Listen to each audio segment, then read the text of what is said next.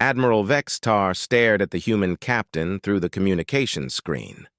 Something had changed in the last few seconds. The human no longer looked worried or scared. Instead, he looked like someone who was holding all the best cards in a card game. What is this Ares protocol? Admiral Vextar demanded.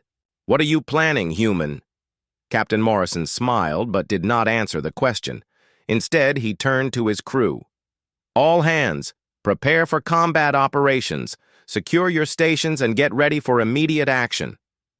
On the Hegemony flagship, Commander Zarek looked at his sensor readings with confusion. Admiral, something strange is happening to the human ship. Our scanners are picking up new energy signatures. Admiral Vextar looked at his own tactical display. The human ship called Liberty was still the same size as before. It still looked like a simple patrol vessel, but now there were energy readings coming from places that had shown nothing just minutes earlier. Explain this, Admiral Vextar ordered, his science officer. Science Officer Thexra studied her instruments carefully. Sir, it appears the human ship has been hiding its true capabilities. We are now detecting weapon systems that were completely invisible during our first scan. Their power output is increasing rapidly. How is this possible? Admiral Vextar asked. Our scanners are the best in the galaxy. They can detect a single energy cell from 1,000 kilometers away. I do not know, Admiral, Thexra replied honestly. But the readings are definitely real. The human ship is much more dangerous than we first thought. Admiral Vextar felt a cold feeling in his stomach. In 30 years of military service, he had conquered dozens of worlds for the Hegemony. He had faced enemies with superior numbers, better weapons, and stronger defenses. But he had always known what he was fighting against. This time, he was facing something completely unknown. Commander Zarek, he ordered, charge all weapons immediately. If the humans want to play games, we will show them the price of challenging the Hegemony. On the second Hegemony ship, Captain Yoxri was having similar problems with his sensors. Navigation officer, are you certain our equipment is working correctly? Yes, Captain, the navigation officer replied. All systems are functioning normally. But the human ship is doing something our computers cannot understand. It is as if they are changing the laws of physics. Captain Yoxri had been in space for 20 years. He had seen many strange things in that time, but nothing had prepared him for this. Weapons officer, target the human vessel. If they are hiding something dangerous, we must destroy them quickly. Back on the Liberty, Captain Morrison watched his crew work with quiet efficiency. These men and women had trained for this moment for months. They knew their jobs and they did them well. Lisa, he called to his communications officer, are we still receiving the Hegemony transmissions? Yes, Captain, Lisa Palmer replied. They are talking to each other on their command frequencies. They sound confused and worried. Good, Morrison said. Confusion is exactly what we want right now. The new voice that had introduced itself as Nemesis spoke again. Captain Morrison, I am analyzing the enemy vessels. Their technology is approximately 200 years more advanced than standard human equipment. However, they are using predictable tactical patterns. Their weapons are powerful but slow to recharge. Their shields are strong but inflexible. Lieutenant Danny Rodriguez looked up from his weapons station. Captain, what exactly is Nemesis? I've never heard that voice before. Morrison walked over to Danny's station. Nemesis is an artificial intelligence, Danny. The most advanced computer system humanity has ever built. She has been hidden inside the Liberty system since we left. Earth? An AI? Danny's eyes grew wide. But I thought artificial intelligence was still experimental. It was, Morrison replied, until 6 months ago. Nemesis represents a breakthrough in computer technology. She can think, learn, and react faster than any human or alien mind. And she was designed specifically for space combat. Engineer Katie? Walsh's voice came over the communication system from the engine room. Captain, Nemesis is requesting access to our main power systems. She wants to reroute energy from life support and artificial gravity to the weapons and shields. Will we have enough life support? Morrison asked. Yes, sir, Katie replied. We have enough backup systems to keep everyone alive for several hours, but we'll be operating on minimal power for everything except combat systems. Morrison made his decision quickly. Do it! Give Nemesis whatever she needs. Immediately, the lights on the bridge dimmed to emergency levels. The artificial gravity became slightly weaker, making everyone feel a little lighter on their feet. But the tactical displays showed their weapons and shields growing much more powerful. Admiral Vexatar watched in growing alarm as the human ship continued to change. Science officer, what are their current power levels? Thexra checked her readings, twice before answering. Admiral, their energy output has increased by 500% in the last 2 minutes. This should be impossible for a ship of that size. Fire a warning shot, Admiral Vextar ordered. Show them we are serious. The largest hegemony ship fired a single plasma bolt toward the Liberty. It was not meant to destroy the human ship, just to demonstrate their superior firepower. The bolt was bright blue and carried enough energy to destroy a small building. The plasma bolt streaked across space toward the Liberty at tremendous speed. On any normal day, it would have hit its target in less than 3 seconds. But today was not a normal day. The Liberty moved. It was not a dramatic maneuver. The ship simply shifted slightly to the left, just enough for the plasma bolt to pass harmlessly by. But what made it incredible was the timing. The Liberty had started moving before the hegemony ship had finished firing. How did they know? Commander Zarek whispered. Admiral Vextar stared at his tactical display in disbelief. Science officer, did our targeting systems malfunction? No, Admiral, Thexra replied in a shaky voice. The human ship predicted our attack and moved to avoid it. They began evasive action 0.3 seconds before we fired. That is impossible, Admiral Vextar said. No one can predict weapons fire that accurately. On the Liberty's bridge, Nemesis answered the question no one had asked. Enemy weapons charging. Time is 4.7 seconds. Targeting computer lock requires 2.1 seconds. Plasma bolt travel time to our position is 2.8 seconds. Total time from targeting to impact, 9.6 seconds. More than enough time to calculate optimal evasive maneuvers. Captain. Morrison nodded with satisfaction. Nemesis, please open a channel to the hegemony fleet. Channel open, Captain. Morrison faced the main screen where Admiral Vextar's confused and angry face appeared. Admiral, that was an impressive weapon. Very powerful, very fast. Unfortunately, for you, impressive is not the same as effective. What are you? Admiral Vextar asked, his voice barely above a whisper. We are what happens when humanity decides to get serious about defending itself, Morrison replied calmly. Admiral, you made a mistake when you threatened us. You assumed that because we are new to space travel, we would be easy targets. You thought our technology was simple and our tactics were basic.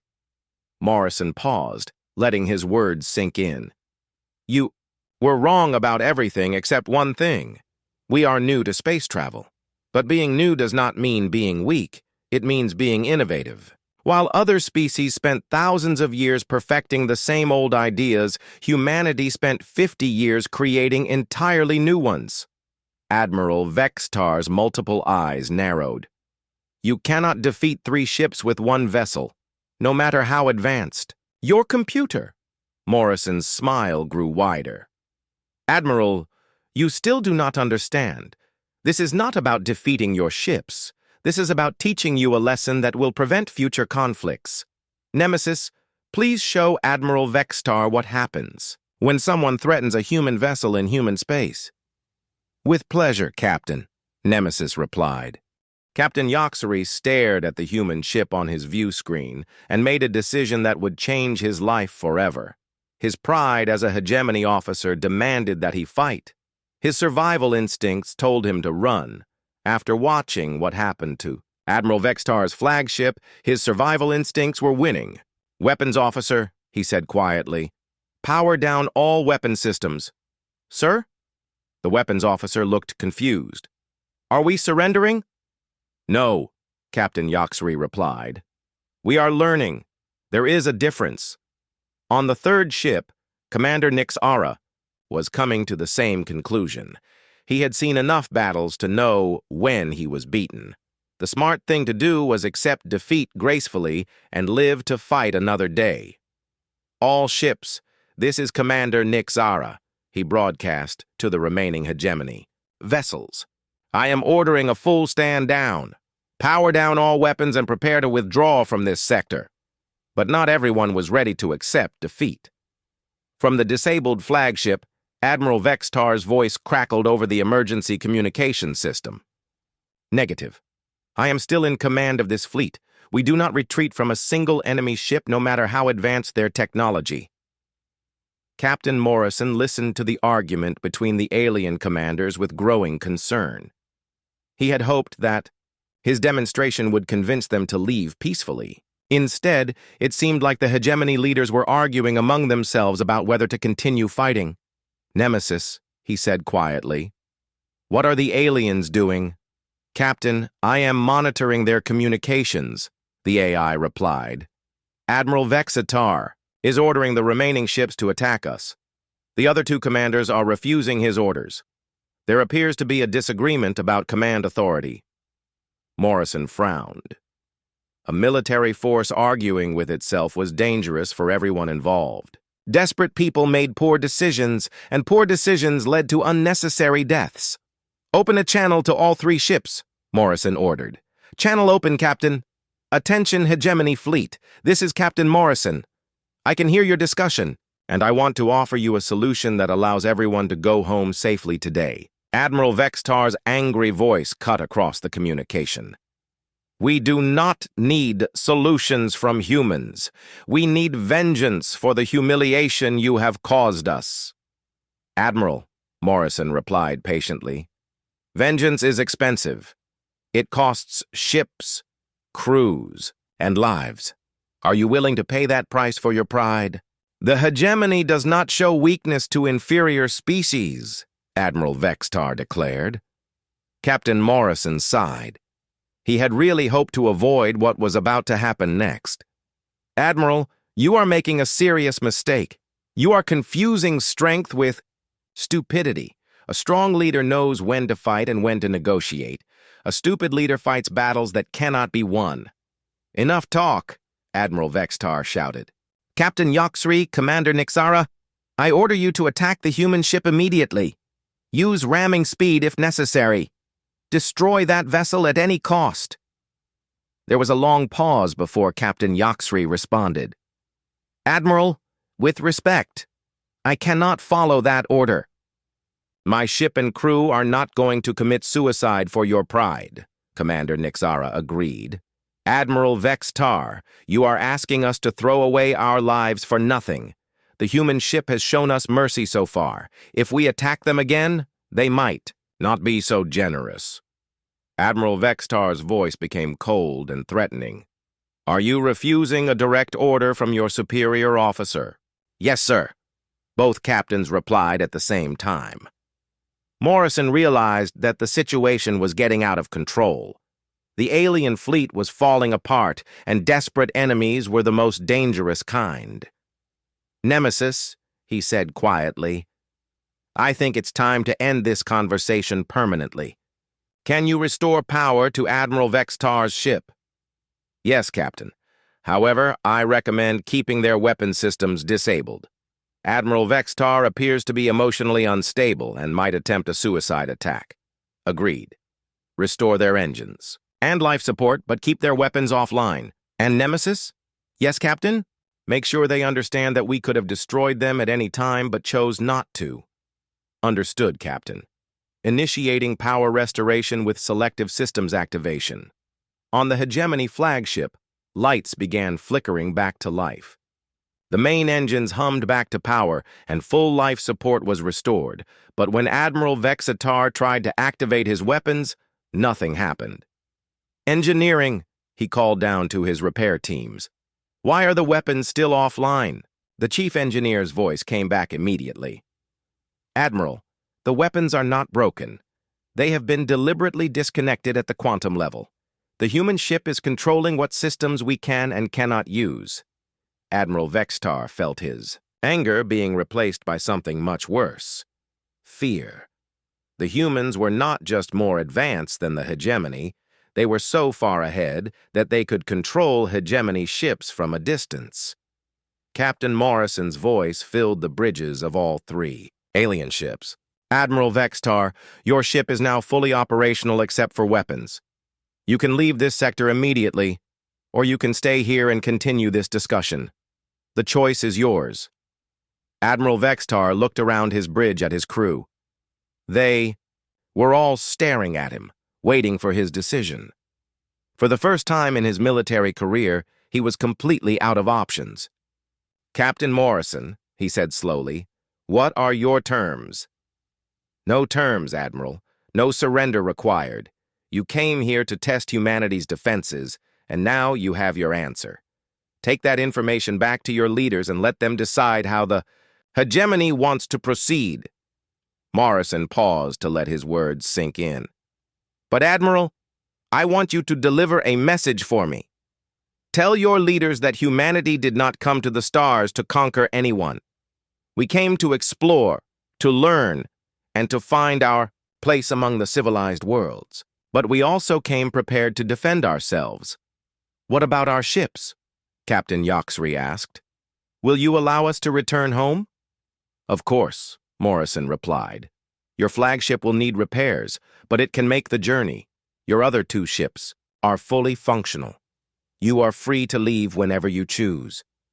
Commander Nixara spoke up. Captain Morrison, I must ask, how many ships like the Liberty does humanity really have?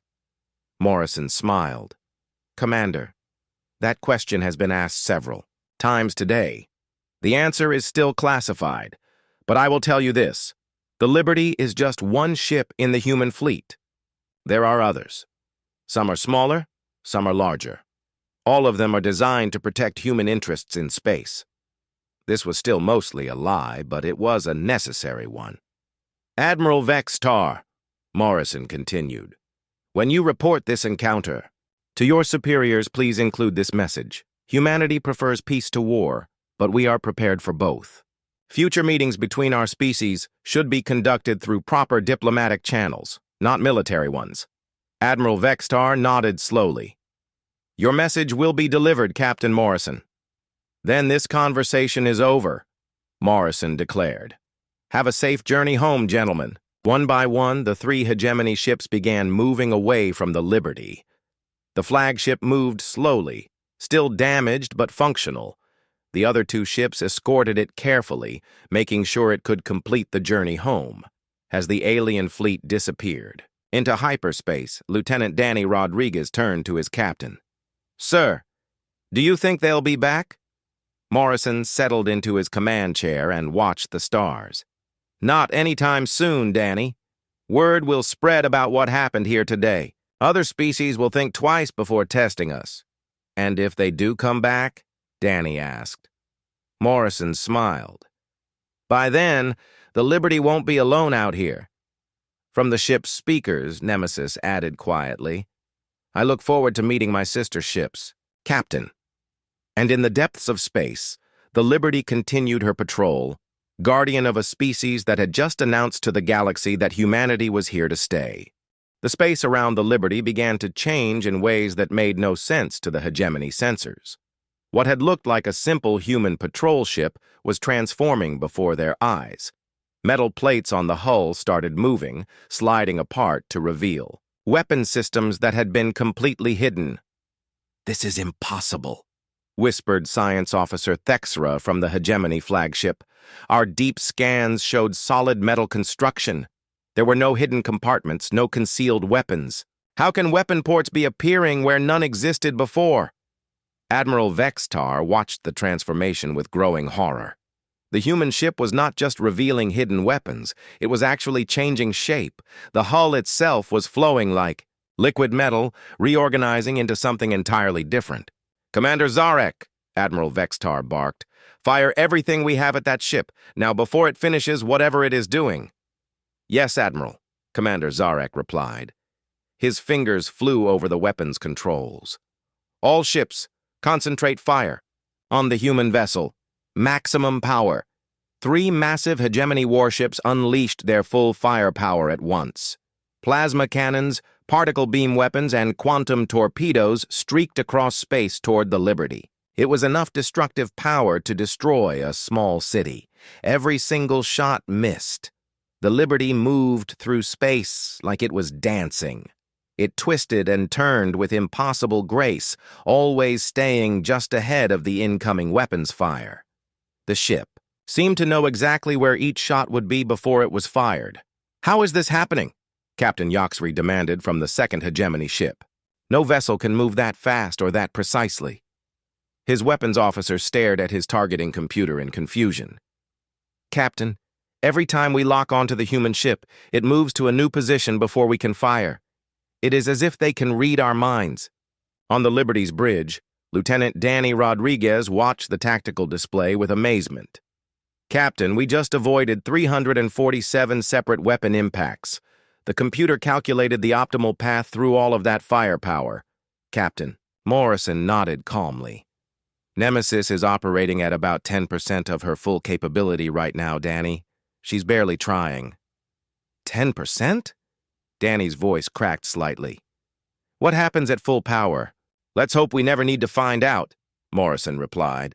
"Nemesis, please show our guests what a focused response looks like." "Understood, Captain," the AI replied. "Preparing demonstration. Target selected. Hegemony flagship. Weapon system. Electromagnetic pulse cannon. Setting, minimum power, maximum precision." The Liberty's main weapon port opened fully for the first time. What emerged was unlike anything in the hegemony's weapon databases. It looked like a small black hole surrounded by crackling energy. Space itself seemed to bend around the weapon as it charged. Admiral Vextar felt true fear for the first time in decades. "All ships, evasive maneuvers. Get us away from that weapon." But it was too late. The Liberty fired a single focused beam of energy. It was not the massive, destructive blast that the hegemony expected. Instead, it was a precisely controlled pulse that struck the flagship exactly where Nemesis intended. Every light on the hegemony flagship went out at once. The massive warship, which moments before had been a terrifying instrument of destruction, became a dark, silent hulk drifting through space. Its engines stopped. Its weapons powered down. Even its communication systems went quiet. "Direct hit achieved," Nemesis reported with what almost sounded like satisfaction. "Enemy flagship has been neutralized without loss of life. All crew members are alive and unharmed. The ship's systems have been temporarily disabled." On the remaining 2 hegemony ships, crews stared in shock at their flagship. Captain Yoxry was the first to find his voice. "What did you do to them?" Captain Morrison's image appeared on both ships' communication screens. "We shut them down, Captain. Every electrical system, every computer, every power source. Your friends are alive and well, but their ship won't be doing anything threatening for a while." "This is impossible," Captain Yoxry whispered. "Our ships are protected against electromagnetic attacks. We have shielding backup systems, hardened circuits." "You have shielding against normal electromagnetic pulses," Morrison corrected. "What we just used operates on principles your science hasn't discovered yet. We call it a gravitometric pulse. It doesn't just disrupt electrical systems. It temporarily changes the way matter and energy interact at the atomic level." "Lieutenant," Commander Yoxry felt his legs become weak. He had to sit down in his command chair to keep from falling. "You can manipulate matter at the atomic level?" "Nemesis can," Morrison replied. "She's not just an artificial intelligence, Captain. She's a quantum-level artificial intelligence. She can process information and perform calculations using the fundamental forces of the universe itself." From the 3rd hegemony ship, Weapons Officer Kex Tal was frantically trying to charge his most powerful weapon. If we can destroy that ship before it fires again, we might still win this battle. His captain, Commander Nix Ara, was not so optimistic. Weapons officer, did you see what just happened to our flagship? They disabled the most advanced warship in the hegemony fleet with a single shot. What makes you think our weapons will be any more effective? We have to try, Kextall insisted. The supercannon is almost ready to fire. If we can hit them with everything at once, maybe we can overwhelm their defenses. Commander Nixara looked at the human ship on his view screen. It hung in space like a predator watching its prey. Very well, charge the supercannon, but I do not think this will end well for us. On the Liberty, Nemesis detected the weapons buildup immediately. Captain Morrison, the third enemy vessel is charging a high-energy weapon system, estimated power output, sufficient to destroy a small moon. They appear to be preparing for a desperate attack. Can you stop them? Morrison asked. Easily, Captain. Shall I disable their ship as well? Morrison considered his options. He had made his point with the first demonstration. The hegemony fleet now knew that humanity was not helpless. But if he disabled all three ships, it might look like aggression rather than self-defense. Nemesis, can you neutralize their weapon without disabling their entire ship? Of course, Captain. I can selectively target their weapon systems while leaving life support and propulsion intact. Would you prefer a dramatic demonstration or a subtle one? Morrison smiled. Let's go with dramatic. I want to make sure they remember this lesson. Understood, Captain. Preparing selective targeting solution. The Liberty moved with fluid grace, positioning itself at the optimal angle for the coming shot. The ship's main weapon began to glow, with a different type of energy than before. This time, the weapon seemed to pull light into itself rather than generating its own illumination. Firing solution calculated, Nemesis announced. Target, enemy supercannon. Method, molecular realignment of focusing crystals. Effect, weapon discharge will be redirected harmlessly into space. Commander Nixara watched in growing dread as the human ship prepared to fire again. All crew, brace for impact! The Liberty fired its second shot. This time, there was no visible beam of energy. Instead, space itself seemed to ripple between the two ships. The effect lasted for only a fraction of a second, but the results were immediate and dramatic. The third hegemony ship's supercannon, which had been building up enough energy to crack a planet, suddenly discharged all of its power, harmlessly into empty space. The weapon's focusing system had been subtly altered at the molecular level, making it impossible to target anything effectively. Weapon neutralized, Nemesis reported. No damage to enemy vessel or crew. Their supercannon is now effectively useless until they completely rebuild the focusing array. Captain Morrison opened a communication channel to all three hegemony ships. Gentlemen, I think we've made our point. Your flagship is disabled but repairable. Your superweapon has been permanently neutralized, and you now understand that humanity is not the easy target you thought we were. He paused, letting his words sink in across all three ships. The question now is simple. Do you want to continue this fight, or would you prefer to return home with a story about why the hegemony should reconsider its approach to dealing with humans? The bridge of the human ship Liberty was quiet, except for the soft beeping of computers. Captain Jake Morrison stood looking out at the black space in front of them. Stars dotted the darkness like tiny diamonds. It should have been peaceful, but today, something felt wrong. Captain, called Lisa Palmer from her seat at the communications station. Her voice was calm, but Jake could hear the worry underneath. I'm picking up 3 large ships coming toward us. They're big, sir. Really big. Jake walked over to look at her screen. 3 dots were moving closer to their position. As he watched, the dots grew larger and more detailed. Soon he could see the ships themselves and his stomach dropped. Each alien vessel was at least 5 times bigger than the Liberty. They looked like massive metal sharks swimming through space. How long until they reach us? Jake asked. About 10 minutes, Captain, Lisa replied. She pushed a button and looked. at her readings again. "Sir, they're not trying to hide. They want us to see them coming." Jake nodded. He had been captain of the Liberty for 3 years now. In that time, he had dealt with pirates, equipment failures, and dangerous space storms. But he had never faced anything like this. The Liberty was a good ship, but she was small. She carried only 30 crew members and was built for long-range patrols, not major battles. "Danny," Jake called to Lieutenant Danny Rodriguez at the weapons station. "What do our sensors tell us about those ships?" Danny's fingers moved quickly over his controls. Numbers and charts appeared on his screen. "Captain, each ship has about 400 people on board. Their weapons are much bigger than ours. Their shields look very strong, too. If they want to fight us, we're in serious trouble." Jake felt the eyes of his crew on him. Some of them were young, on their first mission away from Earth. Others were experienced space travelers who had seen many strange things. But all of them were looking to him for answers he didn't have. "Katie," he called down to the engine room through the ship's communication system. "How are we doing down there?" Engineer Katie Walsh's voice came back immediately. "All systems are working perfectly, Captain. The special equipment we installed last month is ready to go. Just say the word." Jake smiled slightly.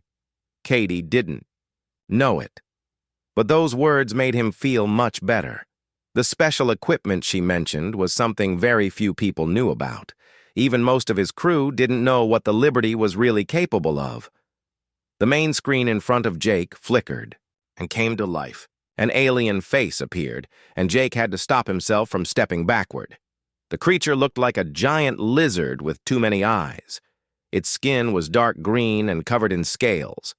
When it opened its mouth, Jake could see rows of sharp teeth. "I'm Admiral Vextar of the Hegemony Fleet," the alien said. The ship's computer translated his words into English, but his voice still sounded harsh and threatening. "You are in Hegemony space, humans. This sector belongs to us now." Jake stepped forward so the alien could see him clearly.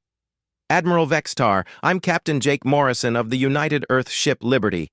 According to the Galactic Council, this sector was given to humanity 6 months ago. We have every right to be here." The alien's many eyes seemed to glow with anger.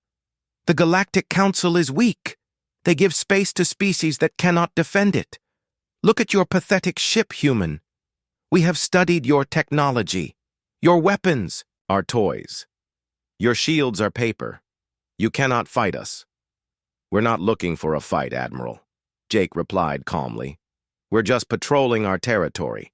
There's no need for violence here." Admiral Vextar laughed, and the sound made Jake's skin crawl. It was like the sound of breaking glass mixed with a snake's hiss. "Violence? You think you have a choice? Your species is new to space travel. You know nothing about how things work. Out here, the strong take what they want, and the weak serve or die." On his tactical screen, Danny could see the alien ships getting closer. Their weapons were starting to charge up, and energy readings were climbing higher and higher. "Captain," he whispered, "they're preparing to fire." Jake nodded but kept his eyes on the alien admiral. "Admiral Vextar, I think you're making a mistake. The Liberty might not look like much, but appearances can be deceiving." "Deceiving?" The alien seemed amused. "We have scanned your ship completely. You have 30 crew members against our 1,200. You have basic plasma weapons against our advanced energy cannons. You have simple metal armor against our quantum shields. Tell me, Captain Morrison, what exactly is deceiving about your situation?" Jake felt the tension on the bridge growing thicker. His crew was waiting for orders. The alien ships were almost in firing range. Soon, Admiral Vexatar would stop talking and start shooting. Jake had to make a decision. "You're right about most of that, Admiral," Jake said slowly. "We are outnumbered. Our weapons do look basic compared to yours. Our armor is just regular metal." He paused and looked directly into the alien's many eyes. "But you made one very important mistake in your scanning." "What mistake?" Admiral Vextar demanded. You assumed that what you could see was all there was to see, Jake replied. You scanned our hull, our weapons, our shields, but you didn't scan deep enough. You didn't look at what makes the Liberty special. The alien admiral's expression changed slightly. For the first time, he looked uncertain. What are you talking about, human? Jake turned to Lisa at the communication station. Open a channel to Earth Command. Channel open, Captain, Lisa replied immediately.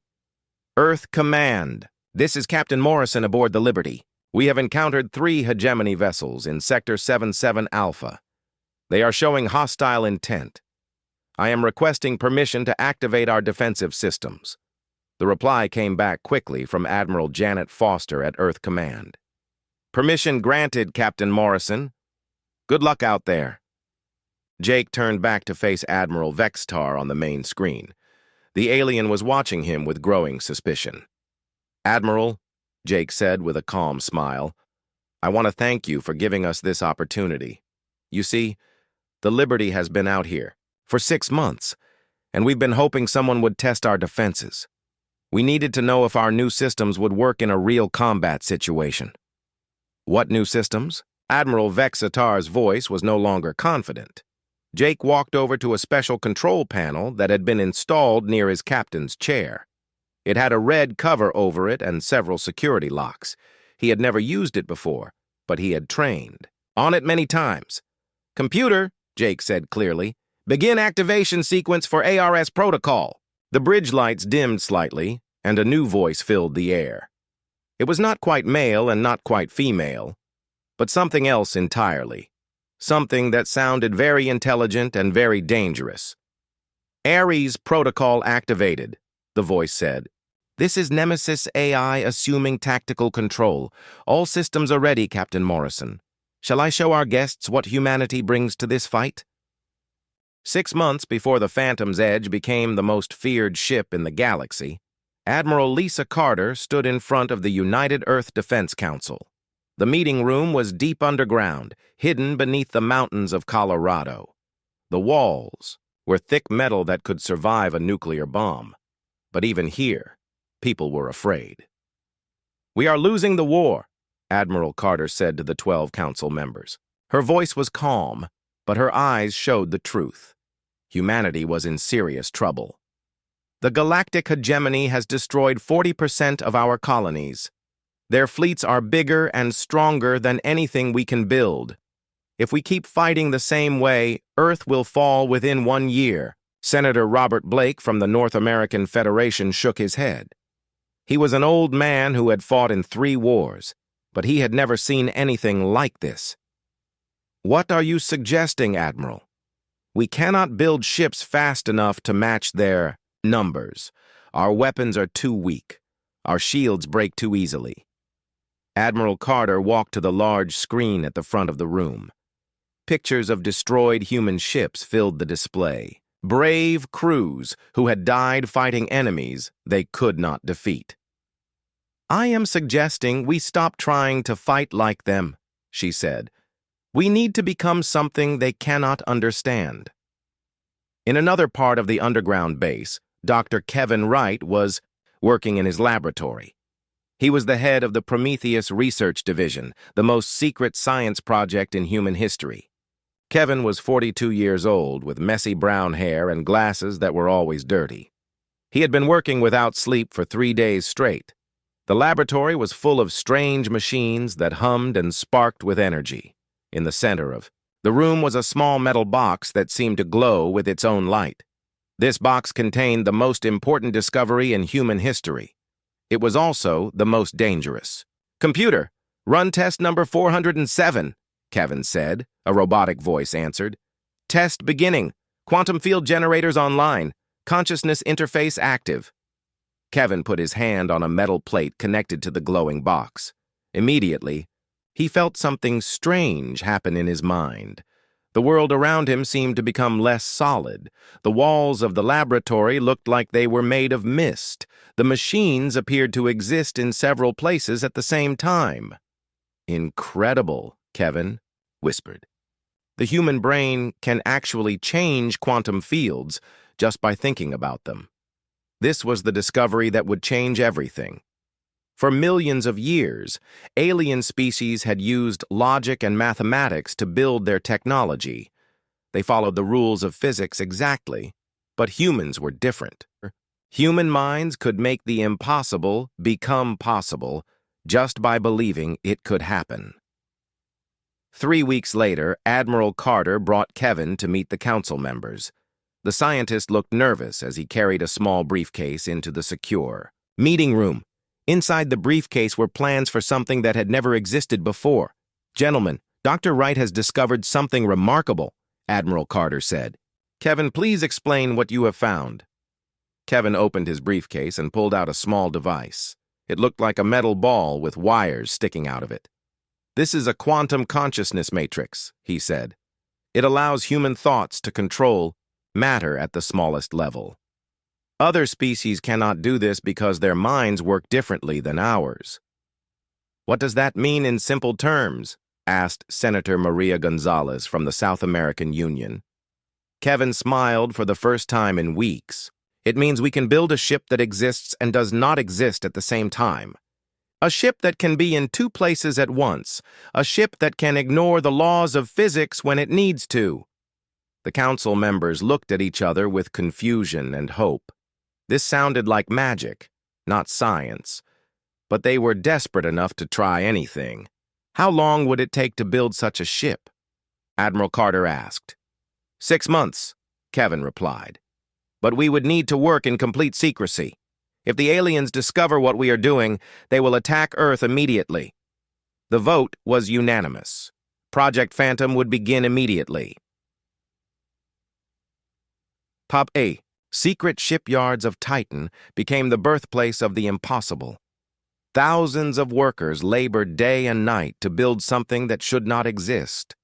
The ship they created looked normal from the outside, but inside it was filled with quantum consciousness matrices that responded to human thoughts and emotions. Captain Jake Morrison was chosen to command the new vessel because of his unique mind. Military psychologists had discovered that Jake could think in ways that confused even other humans. His brain patterns were perfect for controlling quantum technology. On the day the Phantom's Edge was completed, Jake walked onto the bridge for the first time. The moment his feet touched the metal floor, something amazing happened. The ship seemed to wake up. Lights flickered in patterns that matched his heartbeat. The engines hummed in harmony with his breathing. Commander Beth Taylor, the ship's science officer, watched the readings on her instruments with amazement. She was 35 years old and had 3 degrees in quantum physics, but nothing she had learned prepared her for what she was seeing. "Captain, the ship is responding to your presence," Beth said. "The quantum matrices are synchronizing with your brainwaves. It is like the ship is becoming part of you." Jake could feel it too. The Phantom's Edge was not just a machine. It was an extension of his will. When he thought about moving forward, the ship wanted to move forward. When he imagined becoming invisible, the ship began to fade from normal space. The first test flight was scheduled for the next morning. But before they could run any tests, an emergency message arrived from Earth. A Corellian battle group had appeared near the Mars colonies. 30 alien warships were demanding surrender. The human defense fleet had only 8 ships. "Sir, we should wait for more tests," Beth said. "We do not know if the ship is safe." Jake looked at the tactical display showing the enemy fleet. Innocent people were about to die while politicians decided what to do. He had been a soldier for 20 years. He knew there was only one choice. "Prepare for immediate departure," Jake ordered. "We are going to war." The Phantom's Edge lifted off from Titan and headed toward Mars. As they flew through space, Jake began to understand what Dr. Wright had created. This was not just a warship. It was a weapon that used human imagination as its ammunition. The aliens were about to face something they had never seen before. A ship that could break their rules. A ship that could make the impossible real. A ship that would teach the galaxy to fear the name of humanity.